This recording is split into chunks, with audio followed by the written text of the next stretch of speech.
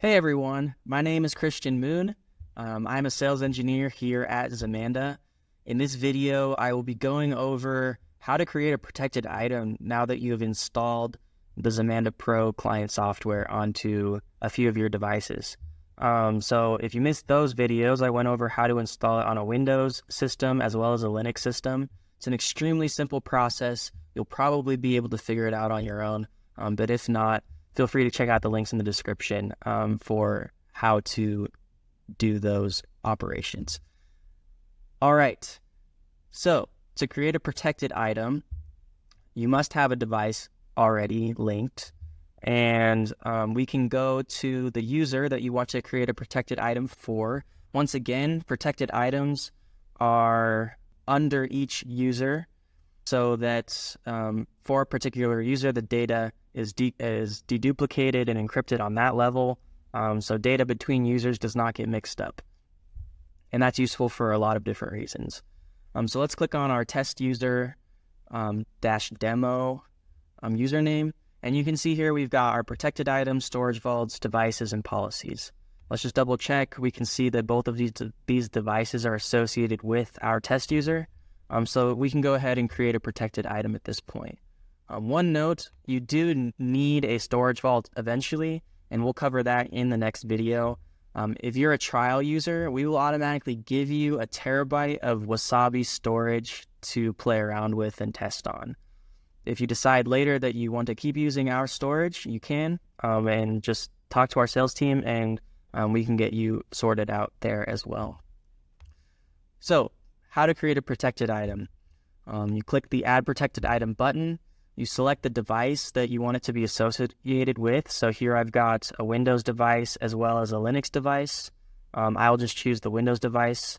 And in this one, we'll go over simply how to do a files and folders protected item. As you can see, we've got a lot of different options here, and we'll make videos in the future about those. So we'll call this a demo item and click Next. You can then choose the items that you want to add, so you can see this nice file tree view of your file system. Let me go and find something that I want to back up. Let's just go to C, users, we'll choose my user, and let's back up my music folder. All right, we'll click Save. We have a couple options down here on the bottom.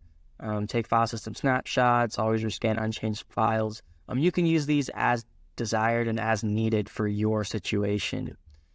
Please also note that you can add multiple types or multiple folders to each protected item. So if I wanted to add the downloads folder or program files, etc., I can do that. You are also able, by pushing the plus button, to do excludes. So you can exclude or include by pattern, by regular expressions, and so on. So I'll click Next. Next are commands. You can run, these are commands that will run before or after the backup job. These are useful in situations, for example, if you want to back up Postgres databases, you can run the pgdump command or pg-based backup or whatever it may be. And you can think of all kinds of different scenarios where these would be useful. Finally is scheduling.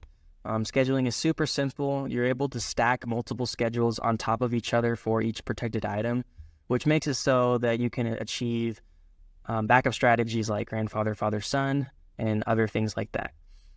So we have all the way up to hourly schedules.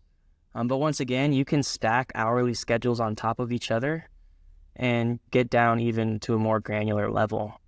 And so very customizable, very easy to use.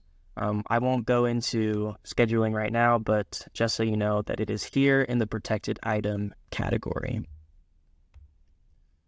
Finally, you have retention policies, and you can configure those based on your protected items.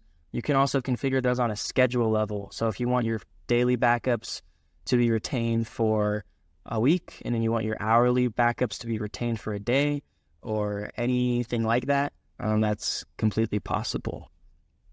So once you're done with that, you can click Save. Your protected item is now created. you can simply click Run Backup, select the storage vault that you want to use. In this case, I'll use the demo Wasabi 1 terabyte of free storage that I'm given, and click Backup. This will start the backup. If you want to see how it's going, you can come over here to Job History, click on Job Search, All Jobs, and you'll see that it is running. If you want to see more detailed information, you can go to the reports. You can see how much data was downloaded, and these are the indexes and things like that that are needed for deduplication and so on, and how much data was uploaded. My music directory was tiny. I don't even know if I had anything in it, but it'll show you the progress. It'll show you the job logs and show you kind of what's going on under the hood of Zmanda Pro. So that's it for this video. In the next video, I will show you how to restore. It's extremely simple, and I'll see you there.